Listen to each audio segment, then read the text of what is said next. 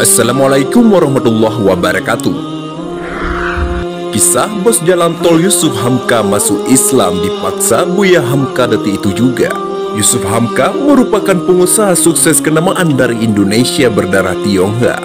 Meski telah menjadi sosok kaya raya dengan harta berlimpah, ia tetap menjadi pengusaha jalan tol yang selalu rendah hati dan dermawan.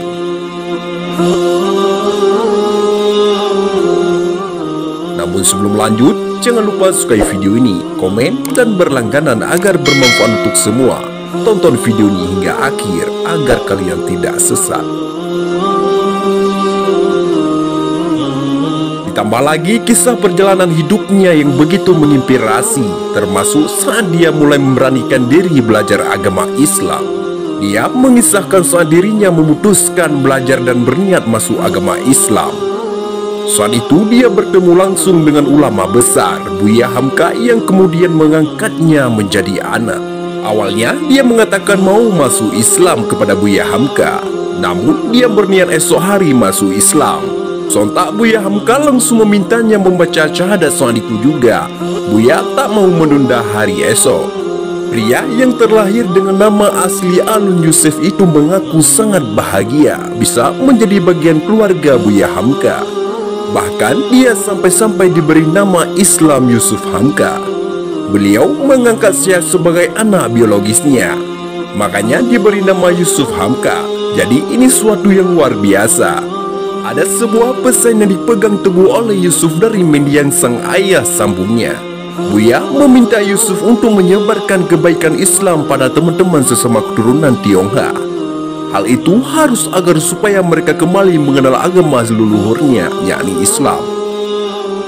Diketahui, etnis Tionghoa dulu banyak yang beragama Islam. Mereka juga menjadi penyebar Islam ke berbagai belahan dunia. Salah satu yang paling terkenal adalah Panglima Perang Cina, Laksamana Cheng Ho. Pesan beliau berdakwah di kalangan teman-teman keturunan Tionghoa, ajak mereka kembali ke leluhur mereka. Agama leluhur mereka adalah Islam katanya, itu pesan beliau. Ketertarikan dan kemantapan Yusuf Hamka mempelajari Islam juga disebabkan kisah masa lalu dari Cina. Cheng Ho, Muhammad Cheng Ho, Sampokong yang ada di Semarang di sisi pantai utara itu panglima besar Cina yang beragama Islam. Hadisnya saja berkata, tuntutlah ilmu walau sampai ke negeri Cina. Kenapa itu Nabi minta kita tuntut ilmu harus ke negeri Cina? Pasti Islam sudah masuk ke sana Cina dulu. Enggak masuk ke Amerika dulu atau negeri kita dulu, karena orang Cina populasinya banyak.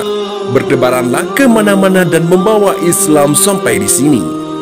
Yusuf menceritakan kebenaran dirinya sudah ingin masuk ke agama Islam sejak lama. Namun ada ketakutan dan keraguan dengan keluarga. Tapi rasa beraninya muncul usai membaca sebuah majalah yang menceritakan kisah seorang pengusaha yang mualaf. Jadi itu semua karena Allah juga. Saya baca majalah, ada seorang pengusaha masuk Islam di Al-Azhar. Terus saya sebenarnya sudah hitam duluan waktu itu, ingin masuk Islam di Samarinda. Tapi saya belum berani, karena keluarga saya belum muslim semua, ucap Yusuf. Yusuf lantas menuju Al-Azhar Jakarta untuk mencari tahu soal Islam, serta runtutan menjadi mualaf.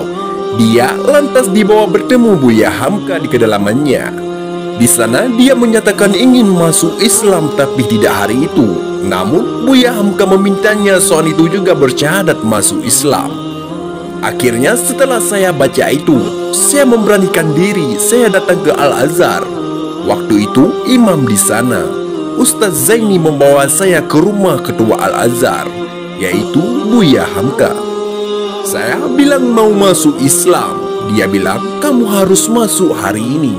Saya bilang besok saya mau belajar dulu.